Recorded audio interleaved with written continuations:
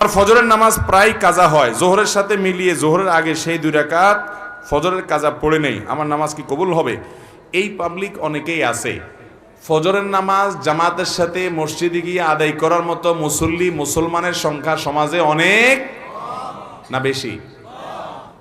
সবচেয়ে কম মুসল্লি হয় কোন নামাজে? কারণ ইবলিস জানে এই নামাজটায় হাজির হলে অনেক বেশি ফজিলত পেয়ে যাবে। জোহরের নামাজের চাইতে এই নামাজে হাজির হওয়ার গুরুত্ব বেশি, মাগরিবে এশায় হাজির হওয়ার চাইতে ফজরে হাজির হওয়ার গুরুত্ব বেশি। এটা মাসআলা আপনি না জানলে কি হয়েছে, আপনার সাথে থাকা ইবলিস জানে। এই জন্য ইবলিসে বড় রাতে আপনার ঠ্যাং টিপা শুরু করে। দেখবেন রাত 12টা 1টা 2টা পর্যন্ত ঘুম আসে না, ফেসবুক টিপতেছেন, ইউটিউব টিপতেছেন, মোবাইলে মুনাজাত ধরতেছেন, শয়তানের জিকির আজকার করতেছেন, এগুলো করতে করতে 12টা 1টা পর্যন্ত আপনার ঘুম আসে না। ঠিকই দেখবেন ফজর আজান আগ দিয়া দেখবেন এমন ঘুম আসে, অ্যালার্ম দিয়ে রাখলেও আর উঠতে মনে চায় না। ঠিক না বে ঠিক?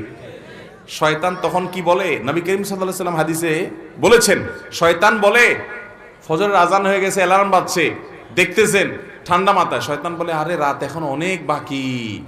অ্যালার্ম দিছে, মোবাইলের গলা টিপে ধরে অ্যালার্ম কেটে দিয়ে আবার ঘুম। আছে না নাই?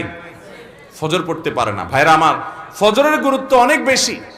তো যেই মানুষ ফজরের নামাজ নিয়মিত জোহরের সাথে পড়ে, অনেকে আছে দেখবেন প্রবাসে অনেক ভাই আছে 7টা 8টা 9টার দিকে উঠা ফজর পড়ে, নিয়মিত যদি এরকম হয় তাহলে তার এ নামাজ হবে? ভাইরা আমার, একবার হঠাৎ 2 মাস 4 মাস পরে 6 মাস পরে জীবনে হঠাৎ একবার হয়েছে, হ্যাঁ ফজর নামাজ আপনি উঠতে পারেন নাই, মোবাইলে অ্যালার্ম বাজছে তাও হুঁশ নাই, এটা গ্রহণযোগ্য। নবী সাল্লাল্লাহু আলাইহি সাল্লামের জীবনে একবার ফজর কাজা হয়েছে। কয়বার কাজা হয়েছে? একবার। তো আপনার জীবনে 2 4 10 বার এভাবে হতে পারে, কিন্তু প্রতিদিন হওয়া এটা কোনো অবস্থাতে গ্রহণযোগ্য হতে পারে? ঠান্ডা মাথায় যারা নামাজ পড়ার এশার পরে শোয়ার সময় নিয়ত করে থয় যে সকাল 8টার দিকে উঠবে, অ্যালার্ম দিয়ে থয়, তার ঈমান আছে কিনা এটা নিয়ে অনেক উলামা ইকরাম সন্দেহ করেছেন। কারণ হলো ঠান্ডা মাথায় সে নামাজ পড়বে না, পরিকল্পনা করে সে শুইছে। আল্লাহ তাআলা আমাদেরকে ফজর নামাজ গুরুত্ব বোঝার তৌফিক দান করুন।